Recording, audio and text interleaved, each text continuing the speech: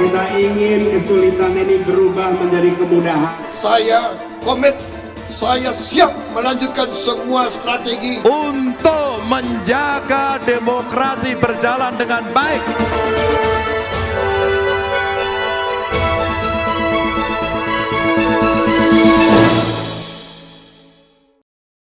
Halo, selamat pagi. Saat ini Anda menyaksikan Berita Banten bersama saya Rusdi Maulana. Sejumlah informasi aktual dan menarik akan kami hadirkan untuk Anda. Dan berikut 3 berita utama pagi hari ini. Tidak memiliki jembatan, siswa bertaruh nyawa saat berangkat sekolah.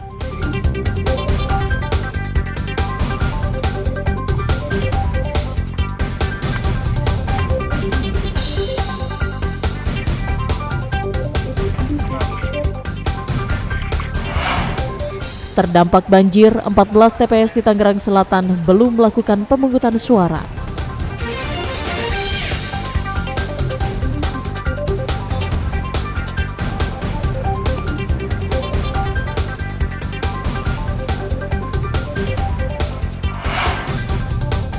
Ratusan korban banjir bandang Lebak Gedong tagih janji wakil rakyat.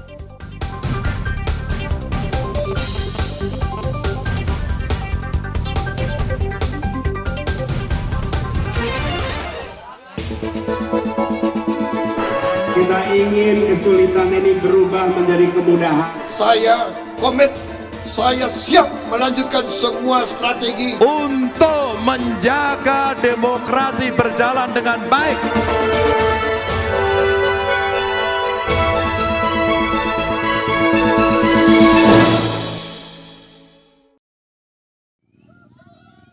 Ratusan warga Lebak Gedong, Kabupaten Lebak yang menjadi korban banjir bandang 2020 lalu, mereka masih tinggal di rumah hunian sementara dengan kondisi serba terbatas. Kendati demikian, mereka tetap antusias datang ke lokasi tempat pemungutan suara untuk menyalurkan hak suaranya pada pemilu 2024, meskipun mereka harus berjalan kaki sejauh 1,5 kilometer. Warga yang sudah 4 tahun tinggal di rumah hunian sementara berharap bisa direlokasi. Mereka juga meminta kepada wakil rakyat yang terpilih menepati janjinya.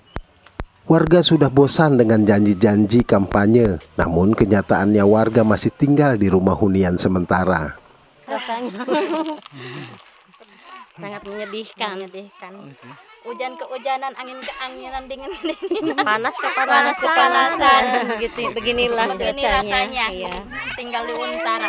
Ya, harapan kita sih pengennya yang jelas kami tinggal di Untara, yang jelas kami pengen relokasi. Karena apa? Karena kami itu sudah 4 tahun.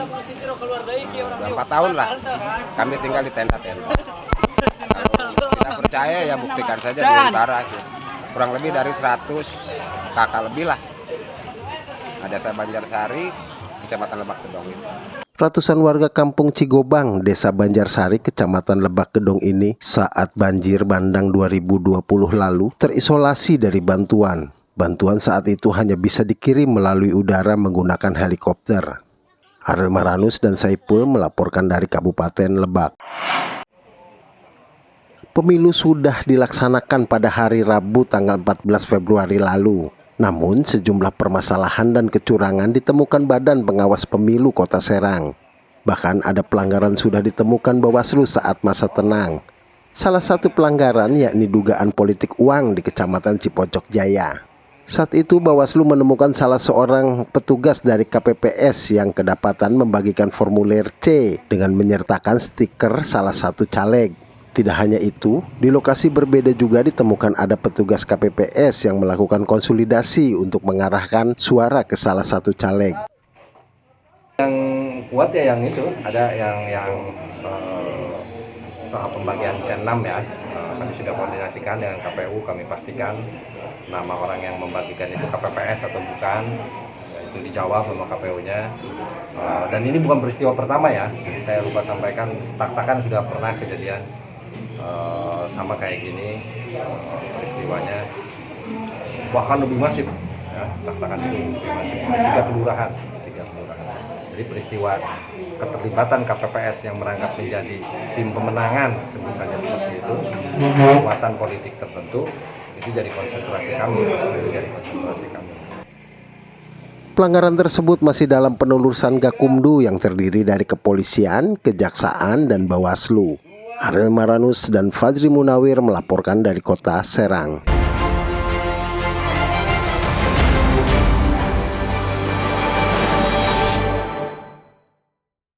Warga desa Kadubelang, Kecamatan Mekarjaya, Kabupaten Pandeglang geger setelah mendengar salah satu warga di desa mereka ditemukan tewas bersimbah darah di warung tempat usahanya.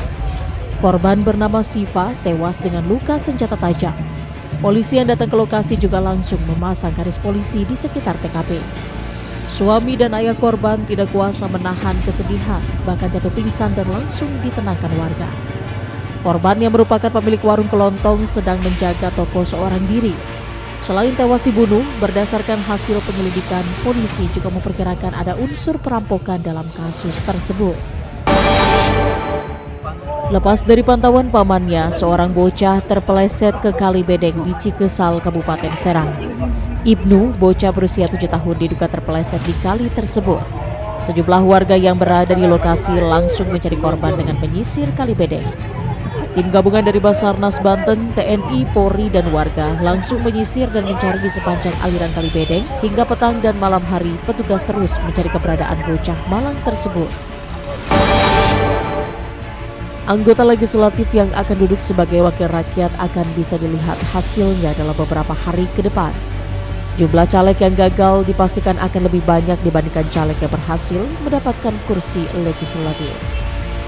Mengantisipasi adanya caleg yang gagal dan mengalami depresi, Rumah Sakit Aji Darmo sudah menyiapkan sejumlah ruangan. Bahkan beberapa ruangan diantaranya merupakan ruangan VVIP yang cukup mewah dan luas. Pihak Rumah Sakit Aji Darmo juga sudah menyiapkan 10 ruang perawatan kelas 1 sebanyak 10 ruangan yang bisa menampung 20 pasien. Selain ruang perawatan, pihak rumah sakit juga sudah menyiapkan dokter spesialis kejiwaan. Namun ruang perawatan ini akan digunakan jika terdapat caleg gagal dan mengalami depresi berat. Sedangkan untuk yang mengalami depresi ringan dianjurkan untuk menjalani berobat jalan. Ribuan warga suku adat Baduy yang berada di Desa Kanekes, Lebak, Banten berbondong-bondong datang ke TPS untuk memberikan hak suara. Namun mereka tetap mengikuti aturan adat. Salah satu aturan adat yang harus diikuti yakni pemilu hanya diikuti oleh warga Baduy luar, sedangkan warga Baduy dalam tidak memberikan hak suara. Meskipun demikian, warga Baduy dalam tetap patuh dan mengikuti apapun hasil pemilu. Selain itu, ada perbedaan lain antara warga Baduy dengan warga pada umumnya, yakni kawasan Baduy dilarang dijadikan tempat kampanye, termasuk adanya larangan memasang baliho ataupun spanduk peserta pemilu. Aturan ini membuat banyak warga tidak mengenal calon anggota legislatif yang akan mereka pilih.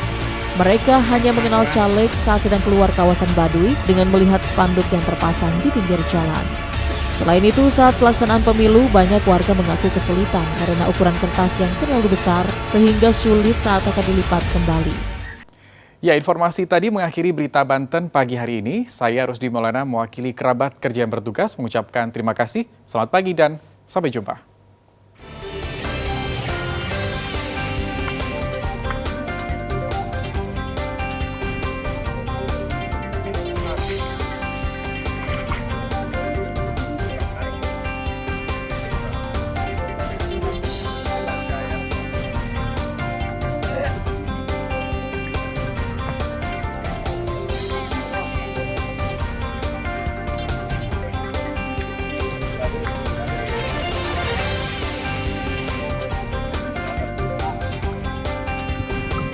Selamat tuh.